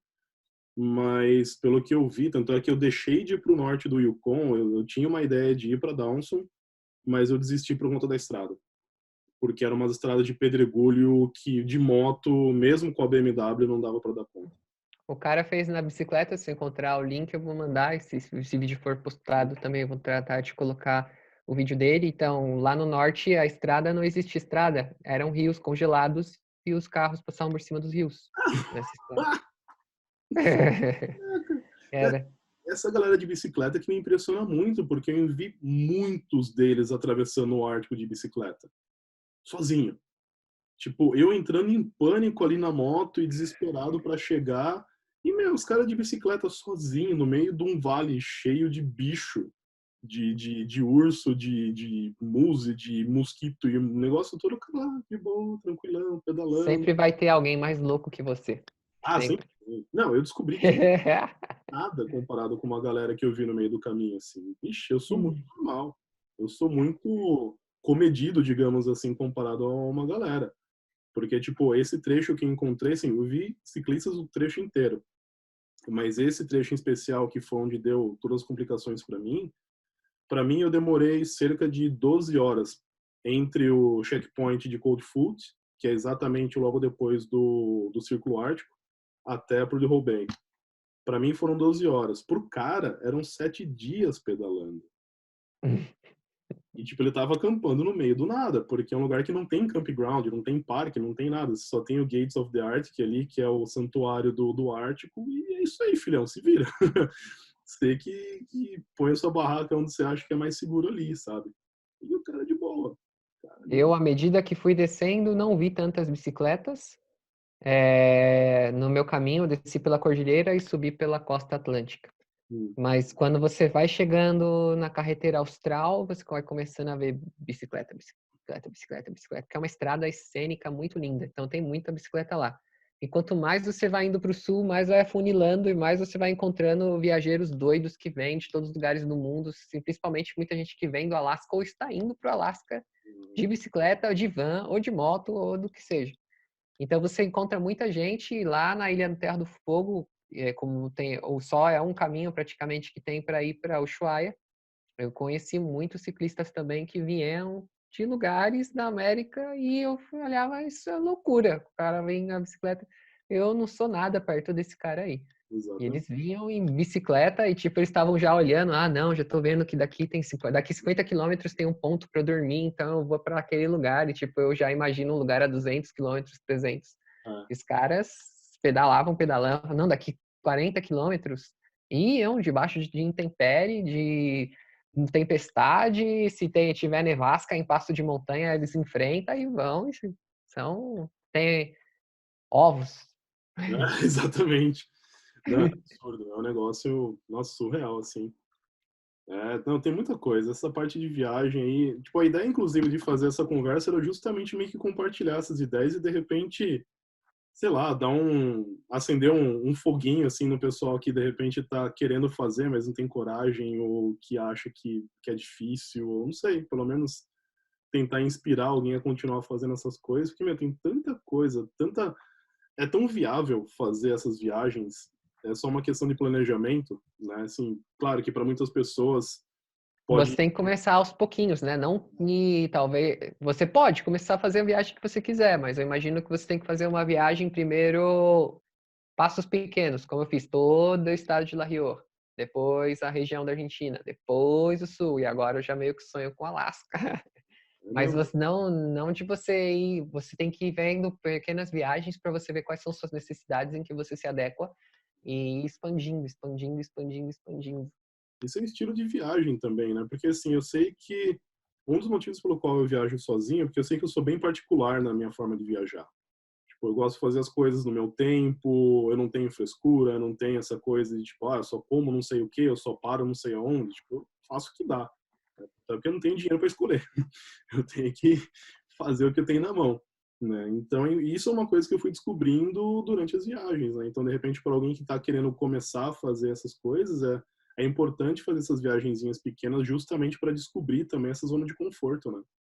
Sim, você Que, tem que ir se destravando. Eu tenho experiências que eu viajei com a minha namorada e eu lembro que na viagem ela começou a menstruar na moto e não dava conta, havia uns coágulos, a gente se meteu num deserto lá e ela entrava em desespero porque ela estava se dessangrando. E aí, tipo, me estressou bastante, porque a gente tinha que buscar algum lugar para ela ter que comprar os panuelos para ela colocar lá, porque senão ela ia, porque o fato dela ficar lá sentada com a perna aberta todo dia já era uma coisa. Também ela não estava acostumada com o frio do deserto acampando em um parque. Então, tipo, ter muita paciência com ela, você tem que sempre estar mais aberto para porque aquela pessoa não é tão selvagem quanto você é, ou não desenvolveu esse lado ainda, todavia. Ou quando eu fui pro Petar com um amigo meu em São Paulo, e a gente foi tomar banho e, tipo, nos lugares do camping lá para tomar banho nos chuveiros, tava cheio de sapo e perereca, assim, onde você ia tomar banho. O amigo, não, eu não vou tomar banho aqui, e se ele pula, se a perereca pula no meu pinto, o que que eu vou fazer?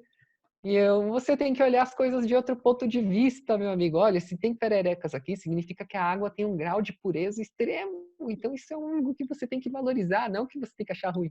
Não, eu vou acampar aqui, tá cheio de iguana, e se elas entram na minha barraca? É a natureza, você tem que. Então é difícil você, às vezes, as pessoas entrarem no nível de aceitação que você tem do seu grau. E quando você viaja acompanhado com alguém, você percebe isso. Não que eu tô falando que eu sou o John Rambo dos acampamentos, mas quando você viaja com alguém, você percebe muito qual é o seu grau de aceitação e o dessa pessoa.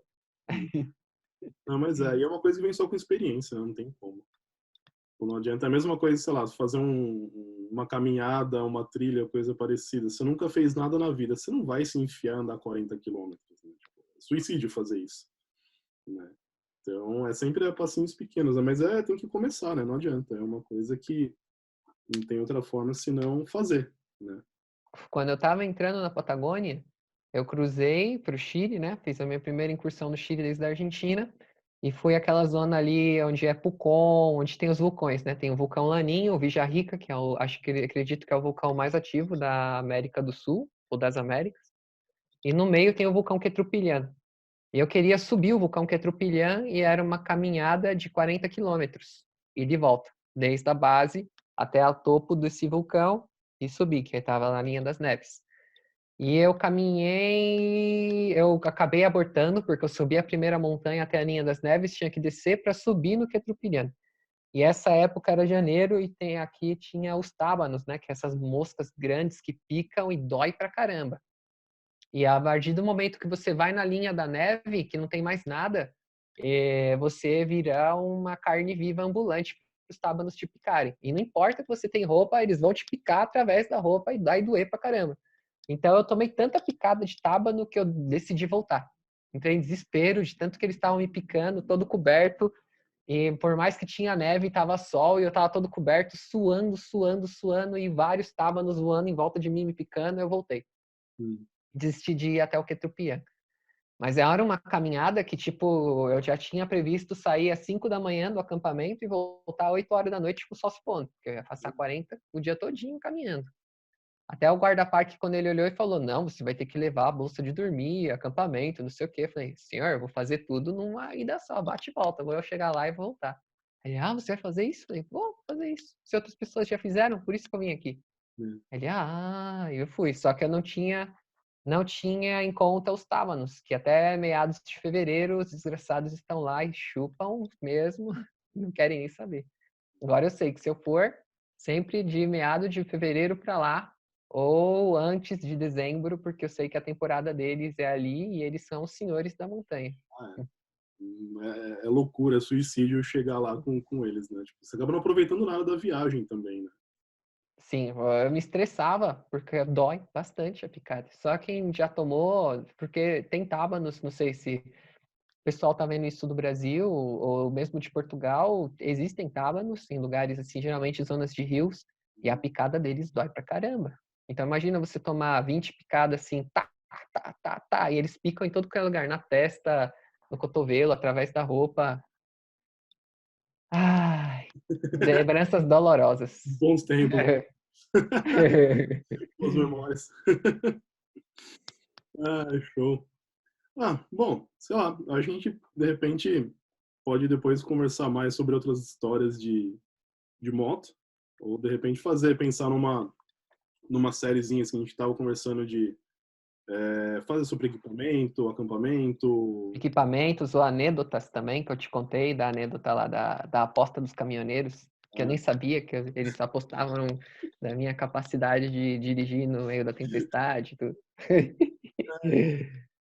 Né, eu acho que vale a pena, eu acho que é legal, porque, não sei, é bom compartilhar essas coisas, né? É uma coisa que, sei lá, são histórias que a gente conta que de repente pode servir como experiência para alguém, para se empolgar e fazer, ou não cometer as mesma cagada que a gente faz, sabe, assim. É sempre bom aprender do erro dos outros, não do Ou, nosso erro. e viajando sozinho de moto, puta, a gente aprende muito, né? A gente toma muito na cabeça. Tem muita coisa que. Eu, pelo menos, tem hora que olho para trás e falo, por que eu fui fazer isso? Tipo, sério, que Onde negócio. diabo eu fui me meter? Hã? Onde diabo eu fui me meter? Exato. É. E muitas coisas, tipo, como que eu sobrevivi, sabe? Assim, aquela coisa, meu, como que eu consegui evitar aquele acidente? Como que eu consegui me manter na pista? Como que eu consegui não ser comido por um urso? Sabe? Assim, umas histórias que eu acho que vale a pena compartilhar, assim, acho que é bacana. E tentar fazer isso com mais vezes agora, né? Eu não sei, se queria dar um recado para partir de uma parte do podcast agora, dessa história toda, tem alguma coisa que queria dar um recado, algo do tipo para essa galera que está começando a pensar no assunto, ou sempre quis viajar, ou independente de ser de moto ou não, ou pelo menos dar um gás. Ah, bom, se é para dar um recado, é que se vocês têm vontade, que vocês se atirem, que façam isso, que não deixem as suas limitações, que no começo sempre as limitações são muitas, atrapalhar vocês, claro, fazendo coisas com responsabilidade, não arriscando a vida de vocês. Mas, por exemplo, no meu caso, que a minha moto de baixa cilindrada não foi um motivo impeditivo de eu fazer tal viagem de 12 mil quilômetros por um dos climas mais hostis do planeta, que é a Patagônia, que é a terra dos ventos aqui, né? Então, você nunca pode deixar de se sentir incapaz, não pequeno, mas incapaz de fazer alguma coisa com os recursos que você tem, que a gente é capaz de fazer tudo, basta ter vontade e predisposição. Então, esse é o meu recado. Se você pode e você tem vontade de sair, saia. Nem que seja 60 quilômetros, começa assim, 50, 40 quilômetros, e você vai começando a ampliar, ampliar, ampliar, e vai vendo quais são as suas necessidades, o que você poderia mudar. Só se anime a sair, porque uma vez que termine essa pandemia, ou que não haja algum motivo impeditório, as estradas sempre vão estar aí esperando para que você saia, não importa como. Muito bom. Mas é isso mesmo, é começar, né? Exatamente. E E, você tem algum recado? eu diria que é isso mesmo, é começar, é meter as caras, assim, e não pensar muito, porque se você pensa demais, você acaba desistindo. Tipo, até pelo menos uma forma que eu vejo assim, existe uma diferença entre planejar e pensar. Quando você planeja, você já tem uma ideia, você planeja para chegar naquela ideia. E quando você pensa, é uma coisa que te desanima em muitas formas, porque vai te dar preguiça, porque é complicado, porque pode acontecer isso, pode acontecer aquilo, quando na verdade se você não pensar nessas coisas, simplesmente não. Eu quero começar a fazer trilha, eu quero começar a viajar, não tenho dinheiro, tá? E você começa a planejar para fazer aquilo, você deixa de lado um pouco desses medos, desses receios, dessa preguiça e dessa ansiedade, muitas vezes, de fazer as coisas, né? Então, eu acho que complementando um pouco o que você falou, é isso, assim, é você planejar ao invés de ficar pensando e programando e, assim, faz. Se planeja direitinho, toma cuidado, não põe sua vida em risco, mas não fica pensando muito sobre o negócio, simplesmente começa a fazer, né? E as coisas Tem razão. vão acabar fazendo, né? Eu acho que é um bom ponto de partida. Muito bem. Muito Já bom. só apoio a sua ideia e também coincido 100% com o que você disse. Muito bom. É bacana, bacana. Então, vamos fazer mais vezes isso daí. Eu não sei como que tá com seus amigos aí, tipo, eles estão, não sei até que horas vão ficar aí. Aqui a quarentena você pode circular até as 8 da noite. Depois disso já a polícia embaça se pegar você na rua. Então tá Entendi. tranquilo, aqui na Argentina agora são 6h07. Mas eu não sei se meu amigo quer ir logo, não sei se ele tá me esperando. E justo peguei ele aqui, vou dar um alô pra ele, que faz meses que eu não vejo ele.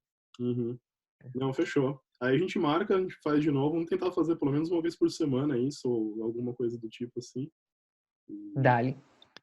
a gente compartilhar um pouco dessas histórias todas que a gente tem aí e ajudar a galera que tá querendo entrar nisso aí também. Sim, sim. E se tiver com outras pessoas, ou se eu pudesse tomar alguma outra pessoa, também seria bastante legal. E, Fazer algum ao vivo, não sei, no YouTube, ou também involucrar outras línguas também. Se, por exemplo, você está aí no Canadá, fala inglês, eu estou aqui na Argentina, falar espanhol. Não sei se falo espanhol, o meu inglês é. Eu posso falar inglês, só não falo com tanta fluência, mas também posso tentar falar em outros idiomas. Não sei se o pessoal percebeu aí, eu falo português, mas às vezes eu falo umas coisas meio. Por exemplo, agora acabei de soltar o intentar. é, Tentar. Às vezes sai de mim assim esse espanholado, porque você está usando todo o tempo. tá dentro da cultura para você aí, né? Uhum. Não, a gente vai, dá para fazer bastante coisa. Assim, o bom de ter várias línguas é que fica fácil de pegar bastante gente. Ah, bom, meu amigo tá aqui, ele já vai embora já. Peraí que Não, beleza, vamos. já tá aqui na janela, já dando tchau. Não, não, peraí, espera É, aí. perguntei. Bom, então Beleza. a gente estamos se vendo, Até a próxima e a gente continua com essa conversa aí.